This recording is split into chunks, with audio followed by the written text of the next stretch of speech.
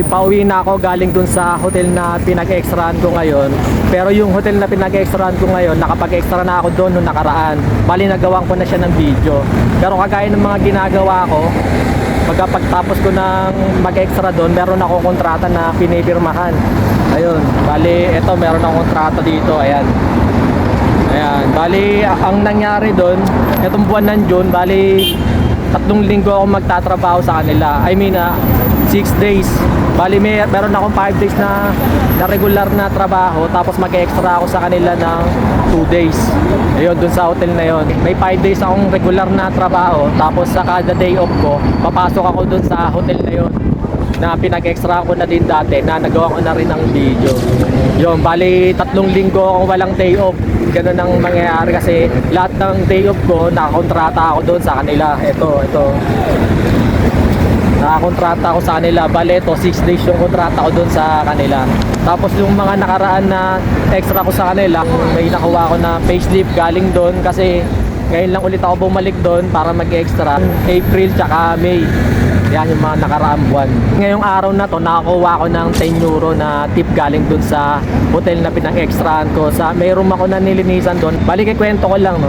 Kasi yung mga tip na nakukuha ko dun sa hotel tsaka dun sa restaurant, iniipon ko yun, nilalagay ko siya sa isang box. Kumbaga meron akong binili na ipon box, tapos ginagawa ko lahat ng mga napag-extrahan ko, doon ko nilalagay kung magkano. Halimbawa, nakakuha ko dito sa hotel na to 20 euro, 10 euro, 5 euro, lahat yun iniipon ko. Kahit dun sa restaurant, lahat ng mga nagigintit ko doon, iniipon ko.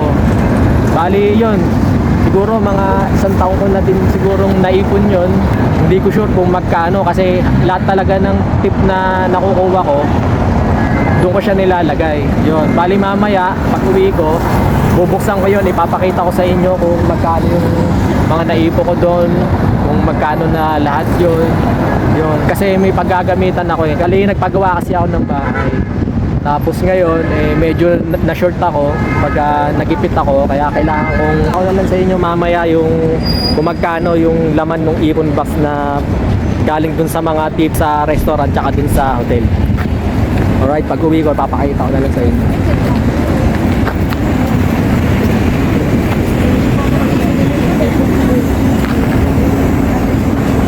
Ayan yung lugar. Oh. Pwede ka mamili dyan, oh. Sarap tumambay rito kasi ngayon summer eh.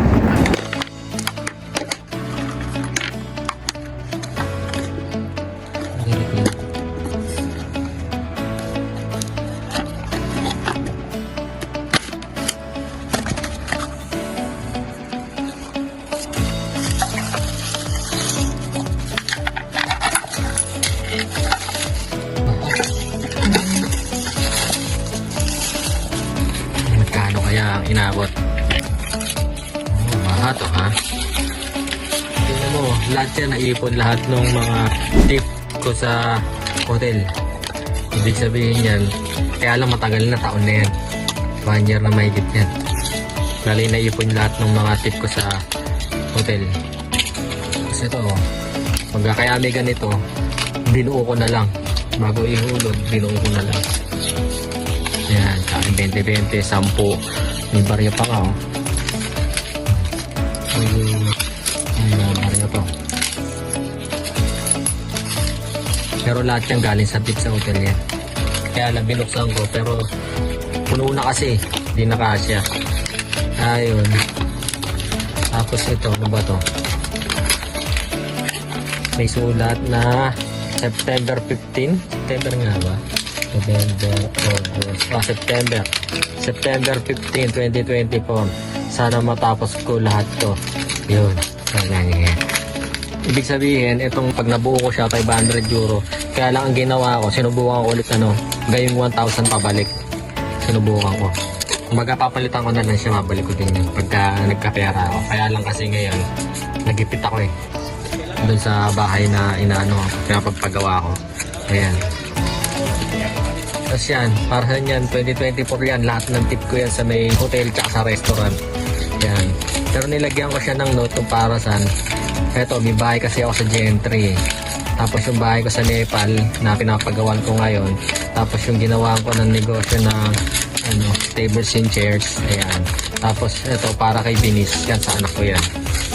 Yan, Josel. Tapos yun, nilagyan ko yan doon para kumparasan yung ano ko na yung iniipon ko na yan. Tapos ayun, basta nag-start ako nung September 15, 2024. Kaya na ngayon, 2026 na. Taon na rin na lumipas. Yung bago ko naipon yan. Ayun lahat na inabot ng mga tip ko galing sa hotel tsaka sa restaurant. Nag-start ako nung September 15, 2024. Ayun na lahat ng naipon niya. Bali, inabot lahat yan ng ano, 795. Lahat nung naipon na galing sa tip sa trabaho. Ayun lahat yan. Alright. Yeah. Malaking ano tong ipon box. Bali, hanggang dito na lang. Kung nagustuhan nyo itong video na to, baka pwedeng paki-like at subscribe nyo na rin para pagsuporta sa mga susunod na video na gagawin ko pa. At salamat na rin sa pagtapos ng video na to dahil naniniwala ako na ang taong may pangarap hindi magpapaawat. Kaya hanggang sa susunod ulit. Salamat. Kabayan, hindi papaawa.